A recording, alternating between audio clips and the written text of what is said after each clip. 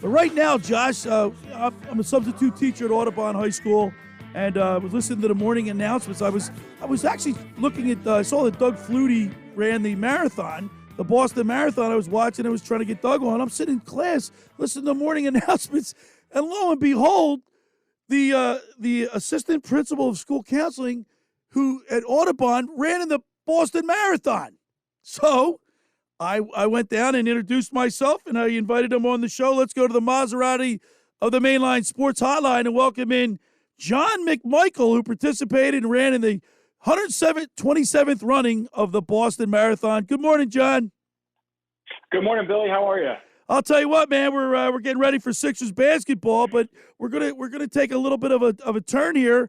And I've always been interested and amazed at the number of people that run in the Boston Marathon, which is one of the most prestigious, if not the most prestigious marathon in the country that you participated in. And I think it's great. Can you just please describe how hard it is to run 26 miles?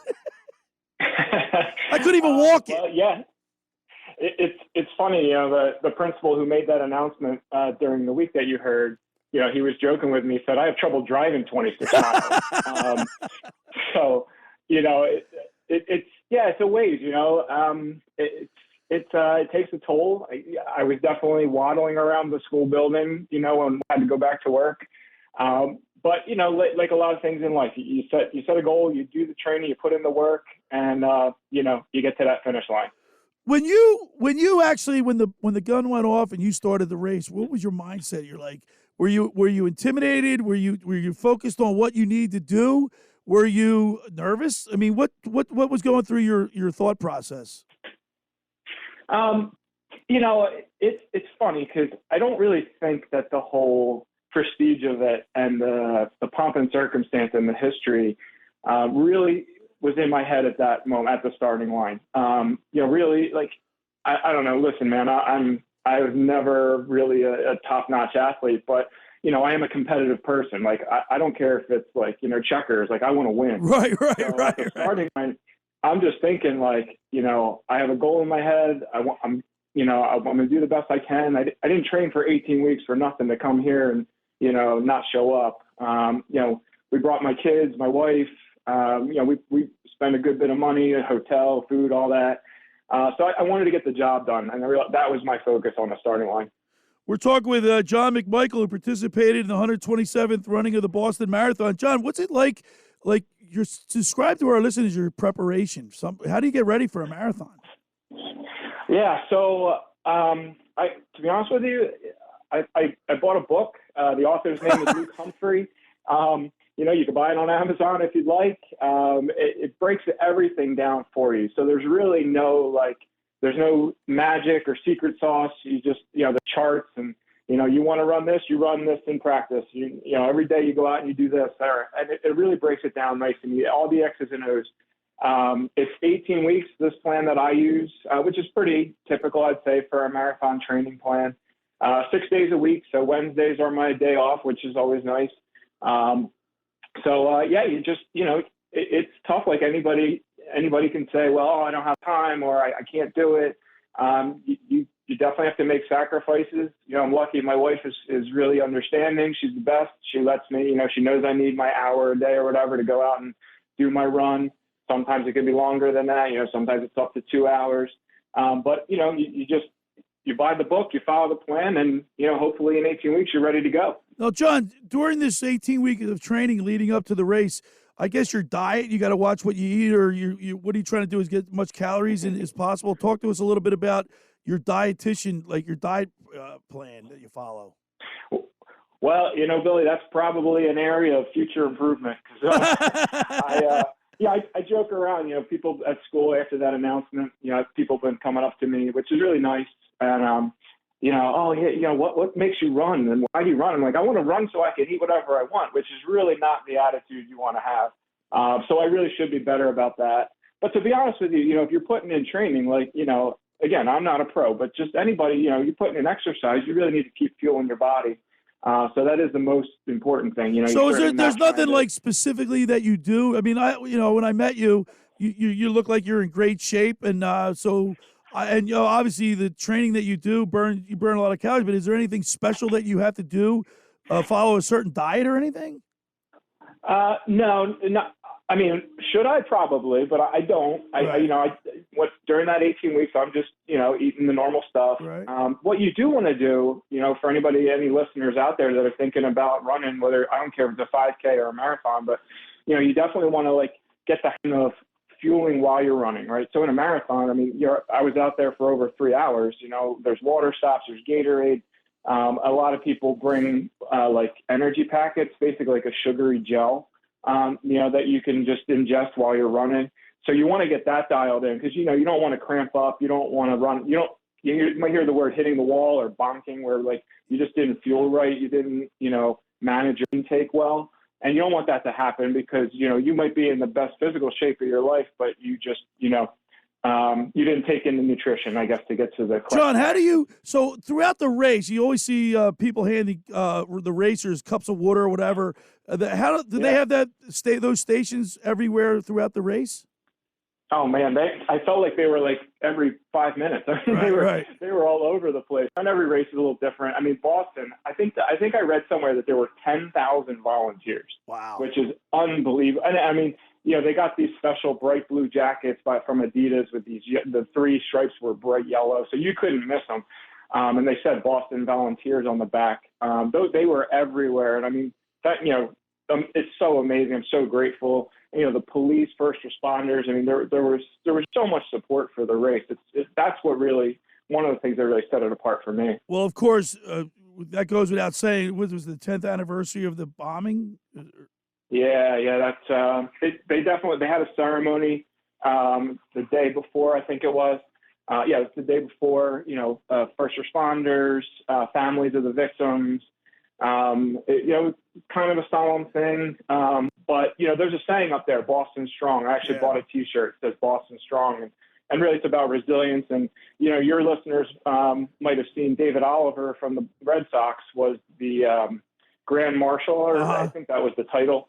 And he was a big figure right after the bombings, we'll bounce back, we'll be resilient. And luckily enough, I mean, since 2014 till now, nothing else like that has ever happened again. Thank God. Obviously a really tragic thing, but definitely that Boston Strong spirit is alive and well. We're talking with John McMichael, who ran in the 127th running of the Boston Marathon. A lot of celebrities, you said that take part in the race, but I thought it was more interesting when I was talking with you at school of how you even got into running. You said you wanted to stay in shape because you have kids now, and you want to be there for the kids, and that's how you got into running. Yeah, I played sports in school, but nothing crazy. I luckily had a chance to go to Villanova, but was not a D1 athlete.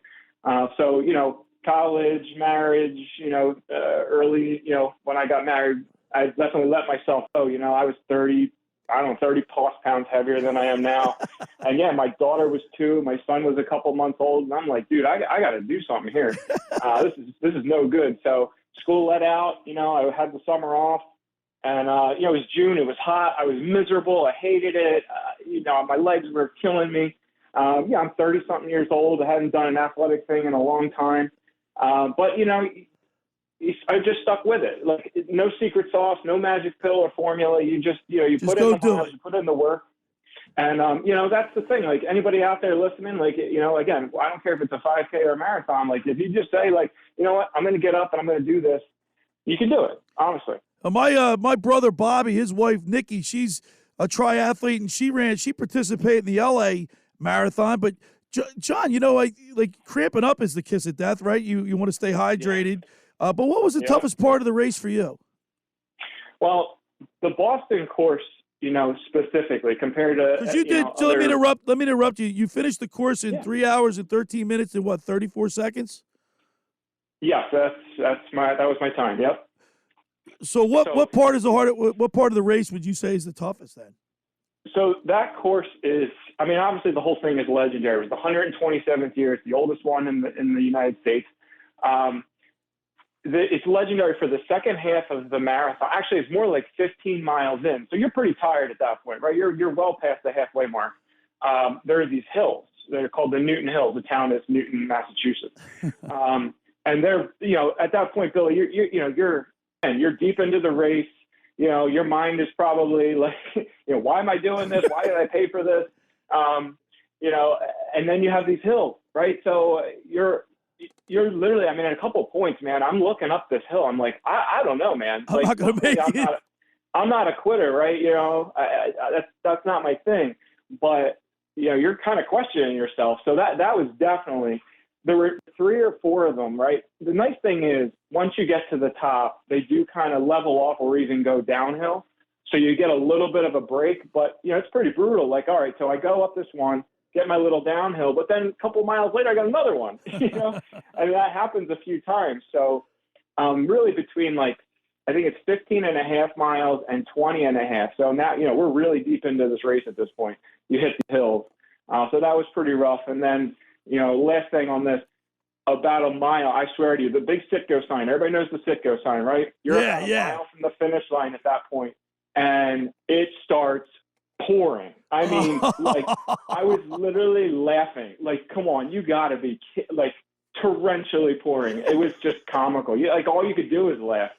I was soaked to the bone, but, again, great experience. Wouldn't trade it for anything. We're talking with John McMichael. He participated in the 127th running of the Boston Marathon. John, now how do you feel? Is this like you reached the pinnacle, or do you plan on continue doing marathons?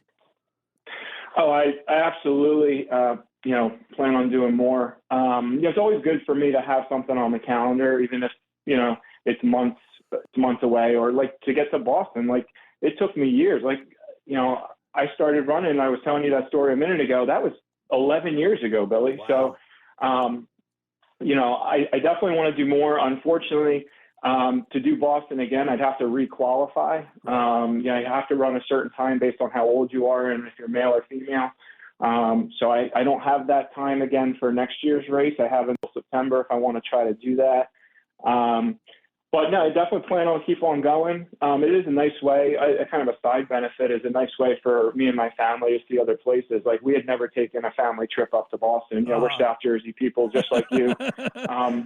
And it was a great couple of days. We went up Thursday. The race was Monday. So, we did some of the touristy stuff, and it was a great way to see the city. Well, John, listen, I'm glad our paths crossed, because I'm sitting, I'm literally in class, and I'm hearing, oh, congratulations to John McMichael who ran the ball. I'm like, what? He ran the Boston Marathon. I got to go check him out. But I really appreciate it, and I'll see you at work again. And I really appreciate you taking time and to tell us your story. No, Billy, I appreciate you, man. It's really awesome that you came down, introduced yourself, and gave me the time today. And have a great weekend. Oh, one other thing, John. When the Sixers play the Celtics, you got to get rid of that Boston Strong shirt. Oh yeah, definitely not be wearing that around here. All right, John. Listen, have a great rest of your weekend, and I'll see you on Monday. Sounds good, Billy. There he is, John McMichael on the Maserati, the Mainline Sports Hotline.